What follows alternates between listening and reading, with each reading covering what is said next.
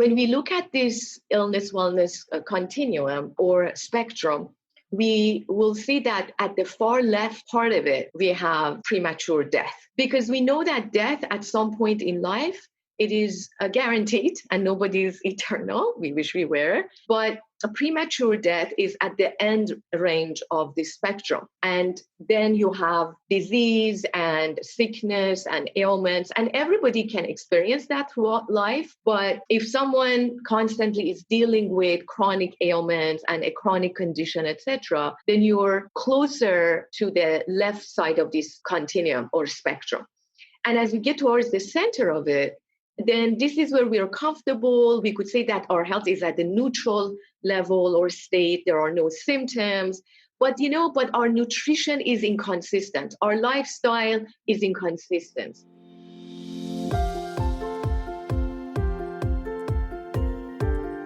Hi, my friend. Welcome back to the Powerful and Passionate Healthcare Professionals podcast. I'm your host, Sabrina. I am a cardiothoracic surgery PA, a public health practitioner with a background in neuroscience, and a peak performance coach.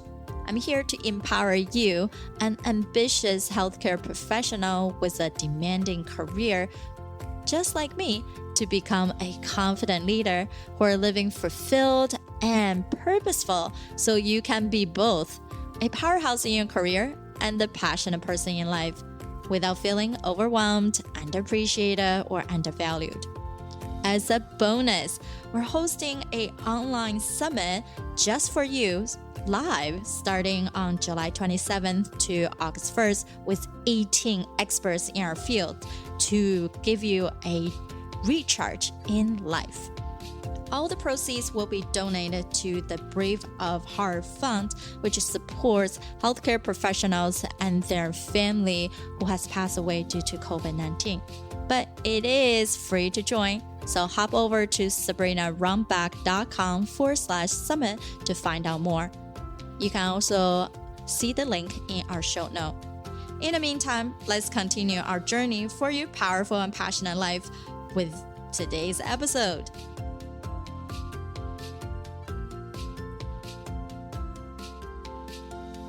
We have Dr. Atousa Mahdavi here. And so we connected and we ran summits together. We spoke together. We done interviews. And I think both of us are in a state where life is many different ways and you explore medicine. For her, she is also certified integrative medicine. She works as an acupuncture. She's a yogi. She trained from so many different things. Acupuncture, not acupuncture, chiropractic and Ayurvedic medicine. Yeah, Ayurvedic. Sorry about that. But for integrated standpoint, this lady done so many different things. So she is very much interested in nutrition and how our body, by different type, is creating a different response in when to eat, what to eat, and how often you need to eat and what proportion, right? All this stuff we know about, but never really gone down to the detail of thinking, what is these plans that actually fit into my life? And again, as same as all my speakers, I do ask them to take this holistic life assessment to see where you are and what things that you can really truly leverage on the strength in your life. And what are these things that might have unintentionally missing to create that harmony in both your life and career. So when you saw your result, what was your reflection? So your result, your score of 8.2 out of 10. And from there, she has a readiness to change of 10 out of 10. Which is awesome. And then her highest level ranking is her personal mission. And she says what area she wanted to focusing on is love and family relationship, social life, and life mission. And something that she could potentially be worked on is her social life and her financial intelligence. Anything surprise you on that result? No, not really, because I feel like most of my life I've been so dedicated to my life mission and my passion as a healthcare professional and someone that helps people achieve their optimal health and wellness, that to some degree, I mean, I have great friends, but a lot of times I was missing in social activities. And, my focus, like last year and a half, for example, I was writing a book on top of my own work, etc. And I really had to isolate myself to be able to finish this book, which will be published in August towards the end by my publisher. And, and also love life. I have really neglected that part of my life. And so I feel like, I need to focus on that, like finding a life partner and a loving partnership, etc. That is the area that I feel like I can spend some energy, more energy, and find more fulfillment in. So that didn't surprise me at all. And and my life mission has always been priority for me. So that's all at the top of my list. That's awesome, right? Like we recognize what we truly focus on. And because life mission is already on the top of your list, you probably don't even need to spend even more time in that area. And by recognizing what we can potentially elevate in our life, then you can truly fill the gap in what could be missing, right? Because all these key components, they're integrated, just like how you know about medicine and about human body. So I'll turn it over to you to start our talk for tonight. Thank you. Absolutely, my pleasure. So as you know, the topic of my talk for today was health and wellness as a spectrum. So wellness and health as a spectrum and as a process. It's not an absolute constant, but a dynamic process that evolves as we also evolve spiritually, emotionally, mentally, and physically. So Dr. John Travis coined this term, wellness as a spectrum, in 1972. And basically, this is a well-known, established hypothesis in the integrative and alternative medicine, in holistic medicine, that our health it's not enough to be free of disease. That health and wellness in its optimal sense is not absence of disease, but rather it is a constant growth towards an optimal, the highest level of well-being, which includes our physical health, it includes our emotional health, mental health, as well as social health, that we find absolute joy and fulfillment in all these areas of our life. And a lot of teachers and thought leaders, whether it's in the field of health and wellness or finances and wealth creation, etc., personal development, etc., they've always talked about different areas of life, and generally they refer to them as 7 areas of life. And one of those areas is emotional, mental, spiritual, social, family, financial, and personal. So these are all the 7 areas of life. And so when we look at this illness-wellness continuum or spectrum, we will see that at the far left part of it, we have premature death. Because we know that death at some point in life, it is guaranteed and nobody is eternal. We wish we were. But a premature death is at the end range of the spectrum. And then you have disease and sickness and ailments, and everybody can experience that throughout life. But if someone constantly is dealing with chronic ailments and a chronic condition, etc., then you're closer to the left side of this continuum or spectrum. And as we get towards the center of it, then this is where we are comfortable. We could say that our health is at the neutral level or state. There are no symptoms. But our nutrition is inconsistent. Our lifestyle is inconsistent. Our exercise regimen is sporadic. Sometimes yes, sometimes no. We sometimes make time, sometimes we don't. And health is not necessarily our highest priority. But as we engage and make this a more priority in our lives, then we move towards, as we change our lifestyle, daily routines, diet, nutrition, mindset, etc., we move more towards a good health. And you could grade yourself at this level between 6 and 9, 6 and 8. Something like that.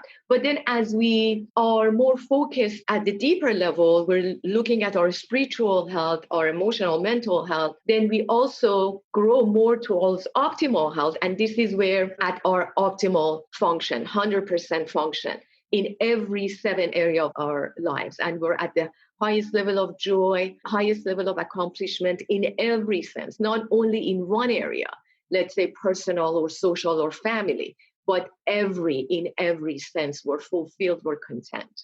And so, when we look at one of the reasons that we are more prone to different chronic health conditions, we can look at stress, right? And we know that stress is one of the main reasons that we have psychosomatic conditions and chronic conditions. Based on studies and research done, we have 70% of doctors' visits are due to a stress. They are stress related. And so if we have an overview of what is the stress, so Dr. Haynes Seeley, many, many decades ago, he, for the first time, talked about different stages of stress. He talked about the alarm stage, which is the first stage where you see something alarming and you have to go to fight or flight. And all of your physiology at that point changes. Your cortisol level goes up, the sugar goes up, your muscles tense up, your oxygen deviates from the heart and it goes to your peripheral system or peripheral parts of the body, etc., because you're supposed to fight or flight. And this is a very primordial and primitive memory in our genes, in our DNA, that we have this sympathetic nervous system, the fight and flight.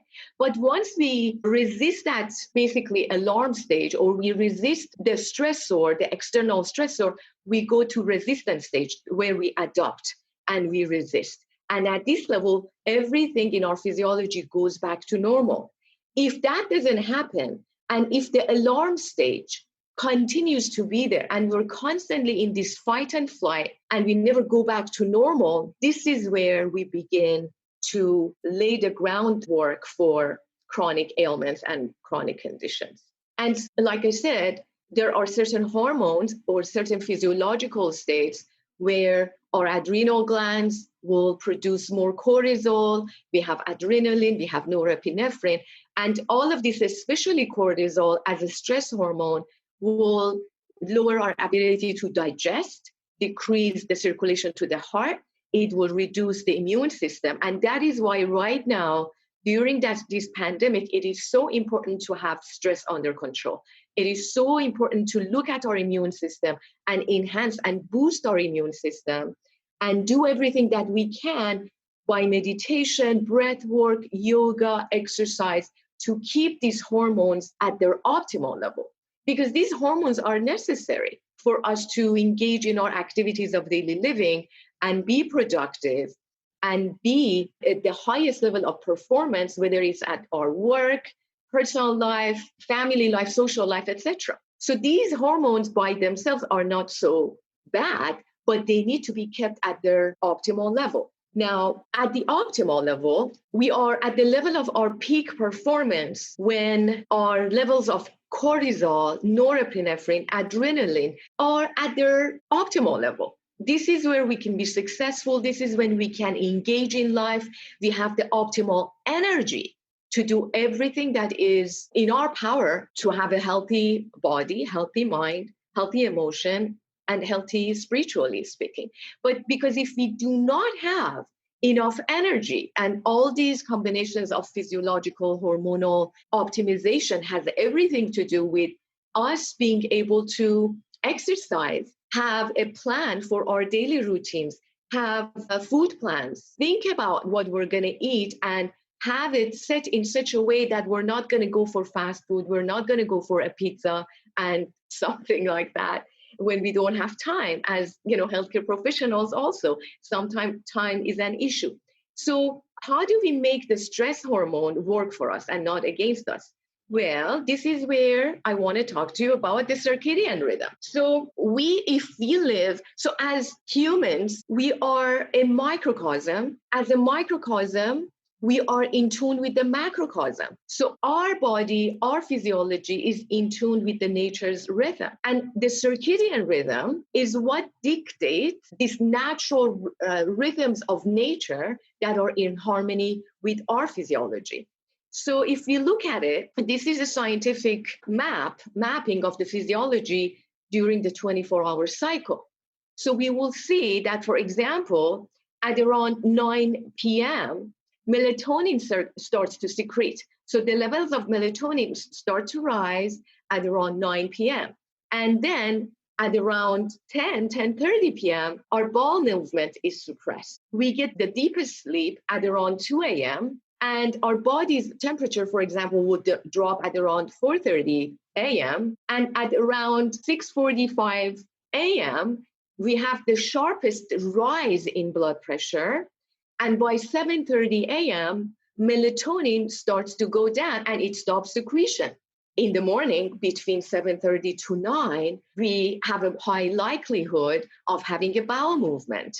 At around 9 to 10 a.m., we have the highest testosterone secretion. And yes, if you're a woman, you also have testosterone. So we have the highest level of testosterone, the highest level of alertness. And according to Ayurveda, at 12 noon, the digestive fire, also in touch with the sun energy, which is at the peak when it is at the perpendicular level to the planet, at 12 noon, you have the highest digestive fire. So it's the best time to eat at around this time. 30 minutes before to 30 minutes after. And so when we look at it from the physiological perspective of the circadian rhythm, everything is in tune physiologically and hormonally speaking with the rhythms in nature during the 24-hour cycle. So because of that, our daily routines are so important. When we wake up, when we go to bed, when we have our food, and when we engage in exercise. So it turns out between 5 to 6 p.m., we have the best muscular strength and the highest lipid metabolism at around those times. And so that would be a great time to engage in exercise activity, etc. And so that is why when I created my immunity course, and I have been working obviously one-on-one with a lot of patients and clients, teaching them about daily routines, teach them about what is their individualized and personalized diet that will work best for them. Their daily routine, same thing for your constitution, for your blood type, etc. Nutrigenomics, what are the best daily routines for you? The best diet? And how do you do certain yogic practices, pranayama and meditation, to keep the stress hormones at the optimal and to cope with stress and keep the body's immune system healthy? So I have created a course that is boosting immunity and how to understand, COVID-19 and boost immunity. That is on my website, yourvitalitydoctor.com. And this is just a 4-module course. I also have an 8-module course that gets deeper into this. So let's look at what are the general. So let's make sure that this is not a personalized approach, but a general healthy approach according to the circadian rhythm and according to Ayurveda, if your health is already at optimal. So we're not talking about someone who is sick. We're not talking about someone who has a chronic ailment. For that, it needs to be personalized. It needs to be individualized. We're talking about a general healthy person at the neutral level, like no symptoms, etc., when we look at the wellness illness spectrum. So waking up at around 6 to 7 a.m., where melatonin starts to go down and cortisol to rise. And as you wake up, drinking 1 or 2 cups of room temperature water, and depending on your constitution, you could squeeze some lemon or lime in there. It's good to have breakfast at around 7 to 8 a.m., and it is highly likely that you will have a bowel movement, especially if you start your day at around 6 to 7. Start with drinking water, perhaps, having a breakfast, etc. Now, having a bowel movement physiologically, according to the circadian rhythm, at around this morning time. And from 10 to 2 p.m., at around 10 a.m., your testosterone is at the highest, and basically your energy at its peak, and you're very alert. And this is where you want to do your work activity, your meetings, your conferences, your presentations at work, etc. And the best time to eat your lunch, 8:30 a.m. to 12:30 p.m., or you could extend it to 1 p.m. in certain parts of the world. And it's because your digestive fire at its the highest. Exercise between 5 to 6, because again, your musculoskeletal system is at the highest strength. Your dinner, 5 to 7 p.m. And generally you have to give 3 hours of gap before you go to bed at night. So you have your food and you have to wait 3 hours before you lay down. You don't want to develop acid reflux gradually. So because if you eat food and an hour or 2 hours later you go to bed, there is a possibility of reflux, and over time it could result in heartburn, GERD, and acid reflux problem. And going to bed when melatonin is at this highest level, it's the kapha time of life where you actually will feel sleepy, tired, lethargic. So going to bed at that time, the best thing you could do. Again, it is important that we look at our daily routines, our diet, yoga, meditation, exercise, and what is a healthy diet for everyone, what is a healthy food combination, etc.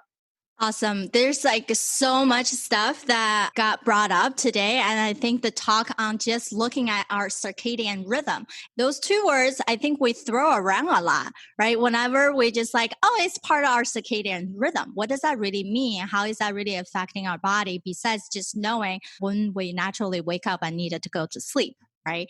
And, Exactly. and there's so many little things in life that we never really pay attention about. And I'm so glad that you are able to explain those things in detail. All right, my friend, how did you like this past episode? Did you love it? If you do, please subscribe to our show so you can build your positive intelligence and continue to grow that beautiful mind of yours to be both powerful and passionate. I know this is just the tip of iceberg, despite of how many podcasts you have been listening to, how many information you absorb. Sometimes you still feel tired and unfocused. If your day is filled with patience and your schedule is crazy, I'm going to show you exactly how in just 2 minutes to calm your brain, feel more energized without feeling the need to grab that 4th cup of coffee by midday. And I will show you how to feel energized throughout the day so you don't feel the need to crash on your couch as soon as you're walking the door, ever. To get started, just go to sabrinarunbeck.com/energy. You can then instantly grab this powerful audio file training to reset yourself. You can be both powerful and passionate, where you can overcome any mental roadblocks keeping you from success. You can be both powerful and passionate, where you no longer are distracted by mundane busy work and focused only on the things that truly matter.